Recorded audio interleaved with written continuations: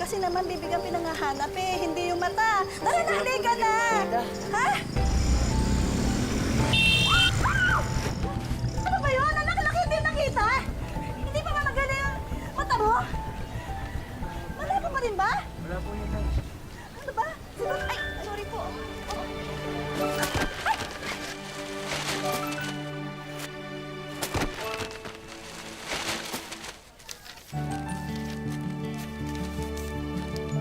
Oh my gosh! Sorry!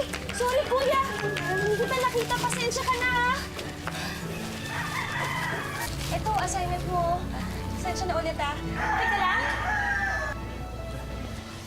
Ay, sige na, nagmamadali ako. Sorry ulit, ha? Halika na, anak. Halika na. Sino yung pangalan mo? Ha? Dali! Sorry. Mamadali talaga ako. Halika na. Malalit ka na. Oo, tanghali na, oh.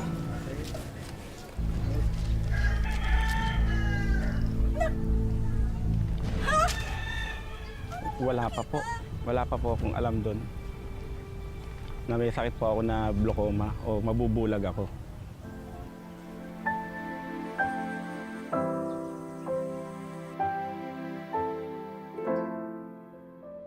Teenager pa lang si Nino nang tuluyang nawala ang kanyang paningin. Ayon sa doktor, glaucoma ang sanhi ng kanyang pagkabulag. Isang sakit sa mata na namamana. Nangapaman si Nino sa kanyang kalagayan. Hindi ito naging hadlang upang makatagpo siya ng wagas na pag-ibig. Ngayong hapon mga kapuso, isang love story special ang handog ng Wish Ko Lang na magpapatunay na ang tunay na pag-ibig ay hindi nasusukat sa nakikita, kundi nadarama ng puso. Oh, may baitang ha. Ingat ka. Sige, Okay taas lang mo yung po kamay ako, mo. Nay. Ay. Sabi ko naman kasi sa'yo, anak eh. Nay, okay lang po ako. Halika na. Okay, iwanan na kita ha. Basta, bahala ka na dito. Balikan na lang kita mamaya. Ingat ka po, Nay. Sige. Ingat ka rin dyan. Sige na.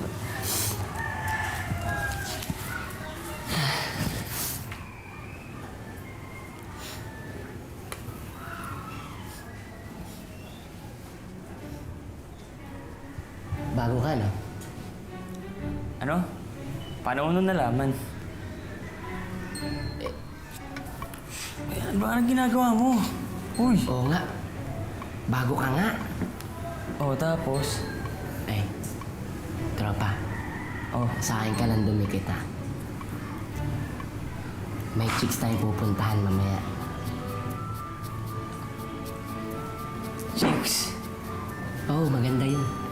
Paano mo nalaman ng chicks? Nakita mo ba?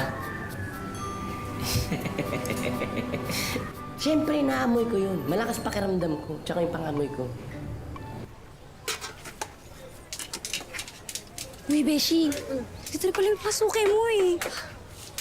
Sige. Asikasuhin mo na. Ay, hello, Denise. Si Lorly. Ay, talagang si Lorly yung napansin mo? Hindi man lang ako? Sorry. Ay, may kasama ka palang kaibigan. Hi, I'm Denise. Ako pala si Nino.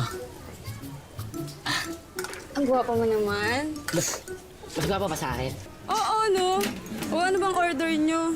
The usual, yun pa rin. Nagpapachoice ka pa eh. Yung order lang naman dyan, gulaman tsaka siomay. Di yun lang. Sige, ako nang bahala dyan. Tol, yun yung sinasabi ko sa'yo. Ay, maganda.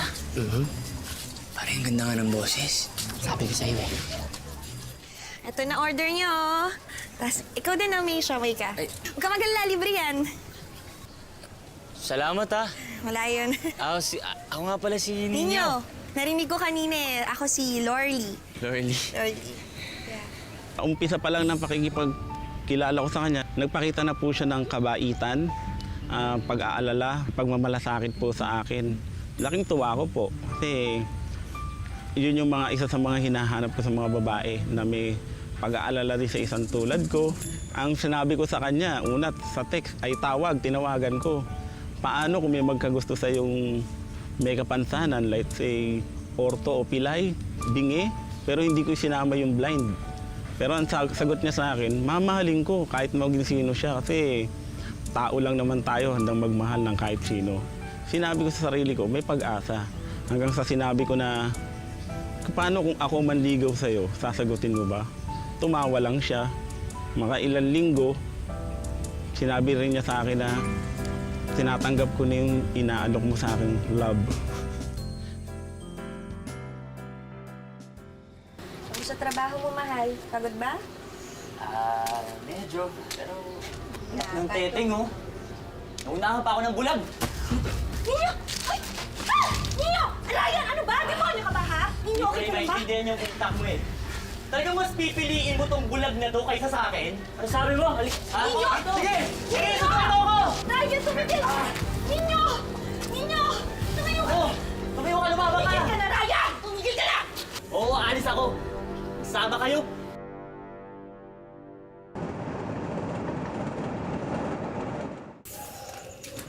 Ano? Nay. Buo na ang isip mo? Nay. Ha? Buo na! Nay. Hindi, sige. Magpakasal ka dyan sa bulag na yan. Pero, hindi mo na kami makikita, ha? Nay, di naman ho kailangan umabot sa ganito eh. Nay, mahal ko ho si Ninyo at mahal ko rin ho kayo. Anong pagmamahal? Tutol, dahil marami naman daw nakakakitang pwedeng magustuhan niya, bakit ako pa? Yun ang tanong nila. Nay, aalagaan ko po ng mabuti yung anak ninyo. Nangako po ako. Aalagaan mo yung anak ko, ha? O magpapaalaga sa kanya. Sige na. Nay. Nay, tama na ho, Nay. Nay, huwag niyo ho saktan si Ninyo. Tama na ho, Nay. Nay, Nay, tama na. Lumayas na kayo! Pag hindi pa kayo lumayas, baka mapatay ko na yung lalaking yan! Layas! Nay, bukid ko niya naman ako.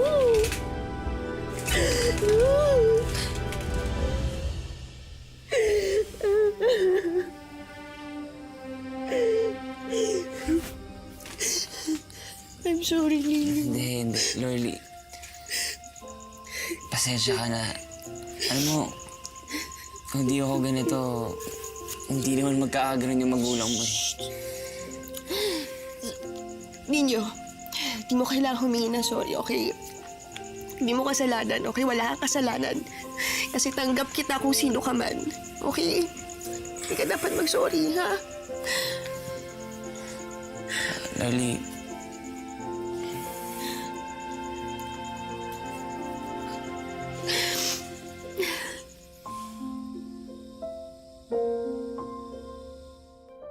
Tutol man ang magulang ni Lorly sa kanilang samahan, ipinaglaban pa rin ng dalawa ang kanilang pagmamahalan. Pero hindi pa rin naging happily ever after ang kanilang kwento dahil ang tadhana may mas malaki pang pagsubok para sa kanila. Hindi ko na rin alam. Sige na, dito na siya. Dito na siya. Ay, mahal. ay mahal. Diyan ka na pala. Halika, maupo ka muna. I'm sure buong araw ka nagmasahe. Halika. Anong gusto mo, kumain ka na ba? Magpe-prepare lang ako, ha?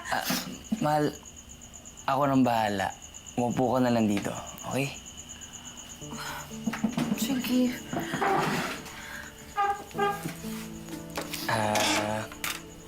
Eto nga pala yung yung budget natin. Early, pasensya ka na ha. Yan lang kasi talaga yung inabot eh. Pero bukas, pangako ko sa'yo, dodobleng ko yan. Okay? Mahal, hindi na, wag na, ha? Sapat na sa atin to, ano ka ba? Tsaka, hindi mo na kailangan patunayan na kaya mo kong buhayin dahil matagal mo na akong binubuhay. Tagal mo nang napatunayan yun.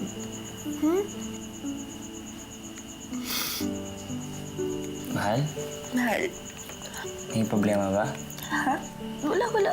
Ano lang, ayoko lang maging pabigat sa'yo, mahal. Parang ako ngayon pabigat sa'yo eh. Di totoo yan, no? Ang swerte ko sa'yo. Sus naman itong mahal ko. Talaga.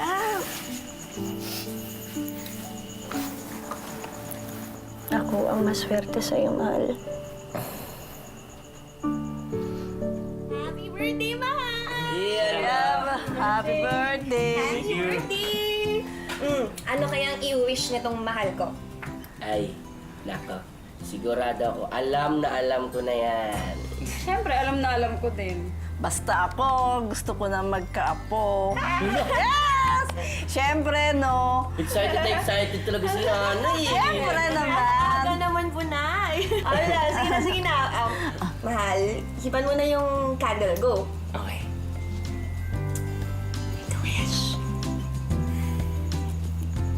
Ah, Ay, sorry. Dito. Sorry, nakalimutan ko. Yeah! happy birthday! Happy birthday, anak! Ayos! Happy birthday! Ito na yung mga plato, ha? Diyan na kayo. Sige. Yun, no? Ayan ha, basta kayo kakain ha. Ito talaga yung gusto ko eh. Ito Oh, talaga yun. siyempre. Ito talaga Basta yun. yan, hinanda ko yan para sa inyo ha. Yan. O yan. Nakakamoy ko nga yun. Pansit, chicken. Ano? Ano yan? Loli! Loli! Tulungan mo ako!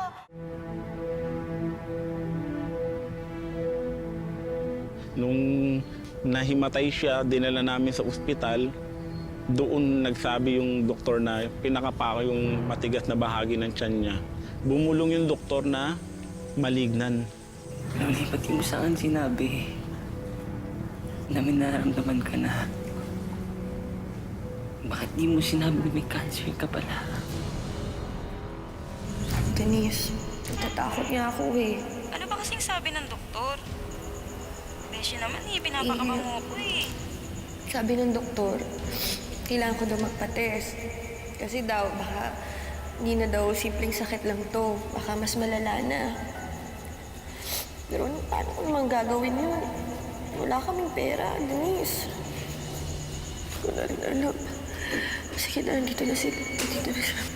Ay, mahal. Ayoko lang pahirapan ka. Ninyo, ayoko maging pabigat sa'yo.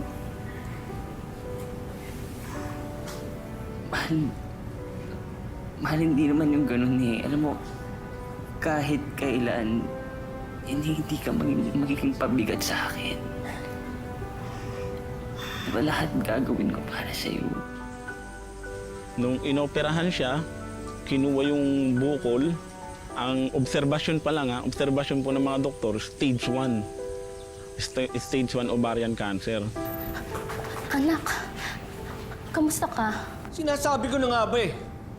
Itong lalaking to, magpapahamak sa'yo. Tay, Hayaan mo anak, uuwi na tayo pag sinabi ng doktor na pwede ka nang lumabas. Hindi. Ninyo. Hindi niyo siya iuuwi. Dahil ako ang mag-aalaga sa kanya. Ako magpapagaling sa kanya. Ikaw ang mag-aalaga. Ikaw ang magpapagaling. Nasisiraan ka naman ng ulo. Di ba nakitang may cancer ang asawa mo?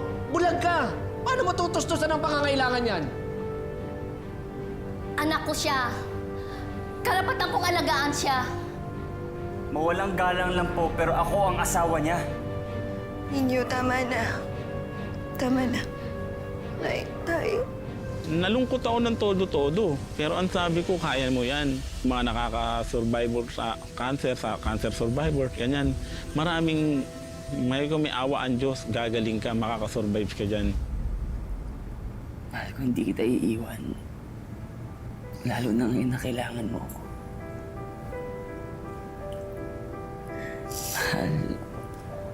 Mahal kita.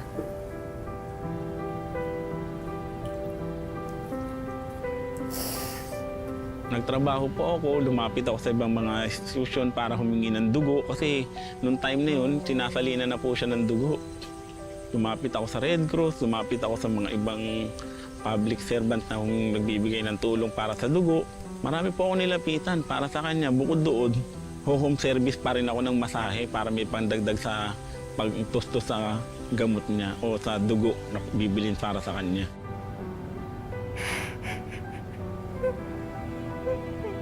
Ninyo, tatapatin na kita. Nasa stage 4 na ang kanyang cancer. Sa ngayon, alaga na lang at dasal ang ating pwedeng maibigay sa kanya. Pagod na ako, mahal.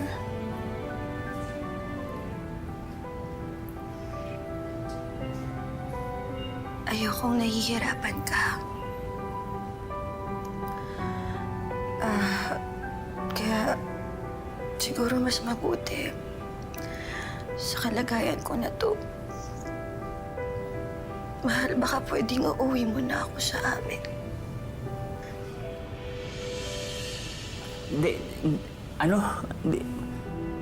Nagpaano pa ako sa kanya, sabi ko, pag-isipan mo maigi, sabi niya pa nga huwag kang mag-alala, aalagaan ako nila mama doon, naka ni papa, hindi nila ako pababayaan. Di naman talaga tayo matagal maghihiwalay eh. Di ba magkakaanak pa tayo ninyo? Babalik naman ako ninyo.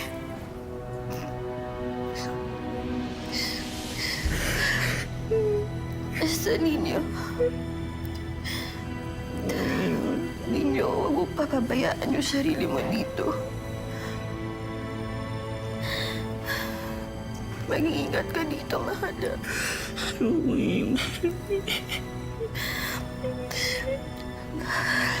Tandaan mo. Mahal na mahal kita. Mahal na mahal kita.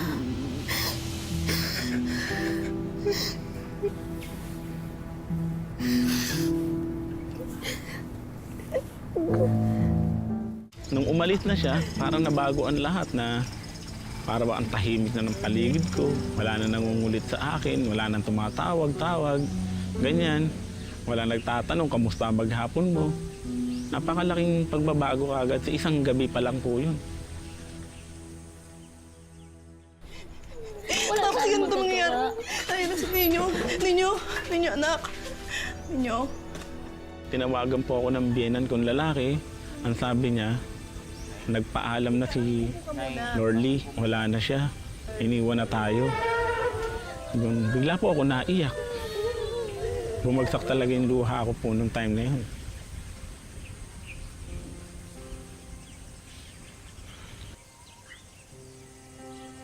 Kasi yung babaeng minahal ko na iningatan, bigla na lang nawala.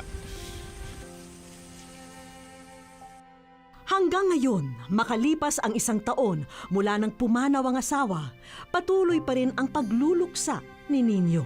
Wala na raw ibang magpupuno sa naiwang puwang ni Lorly sa puso niya. Pangako ko sa kanya nung bago ako umuwi, babalik ako dito next year, death anniversary mo. Yun na lang ang pinaka huling-huling pangako ko sa kanya na gusto kong tuparin pero hindi ko pa natupad.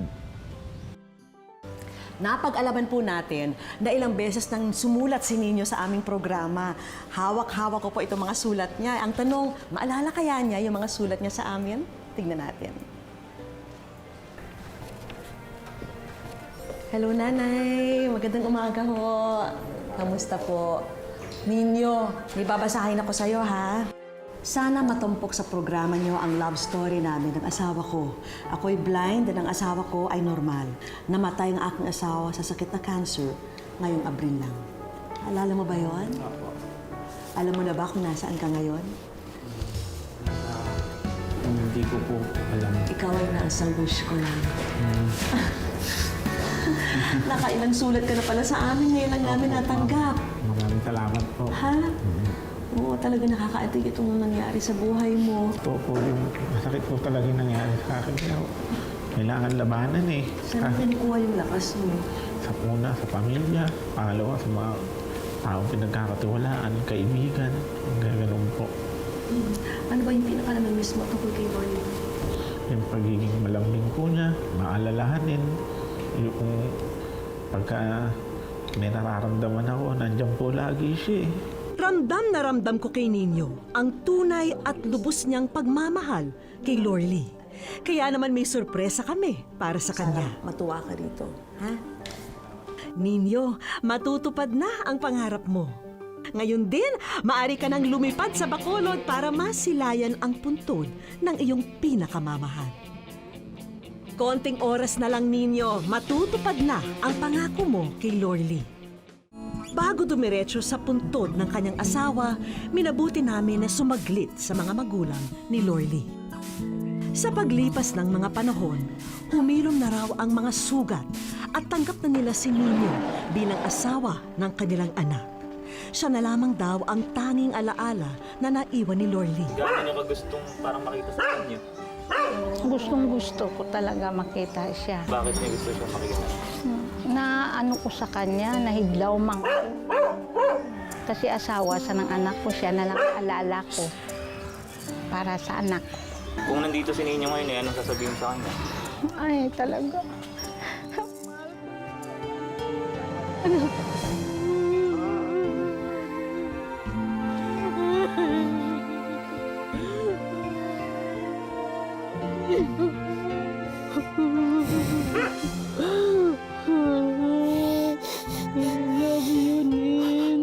Love you, Mama. Salamat. Salamat kapag ano itong anak ko, Salamat, kids. Salamat na nandito ang aking anak sa inyo. Si Kaso. Masaya. Masaya. Talagang masaya. Parang buhay yung anak ko kasi siya lang naiwan ng anak ko. Siya palagi ang sinasambit ng anak ko nang nabuhay pa. Batid ni Nino na kung nasaan man ang kanyang asawa ngayon, alam niyang nakangiti ito at masaya siyang pinapanood habang naririto sa Bacolod. Masaya po ako. Nandito na po ulit ako sa Bacolod. Pwede ko na mapuntahan yung puntod ng asawa ko. Na yun po ang hingin ko sa wish ko lang. Sinamahan na namin si Nino na maisakatuparan ang kanyang natatanging kahilingan.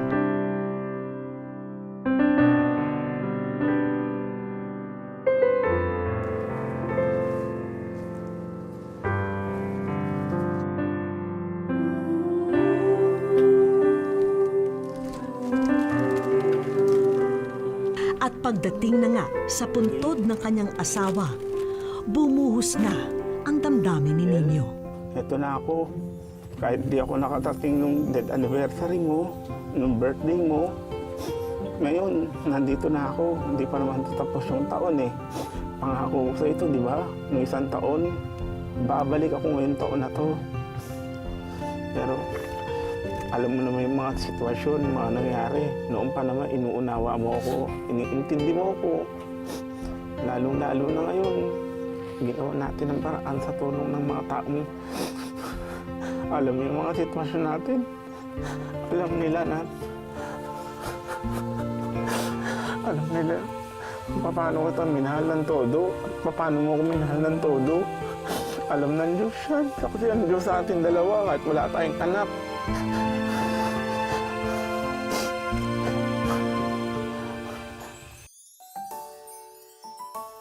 Hindi man nakikita ni Nino ang makulay na mundo.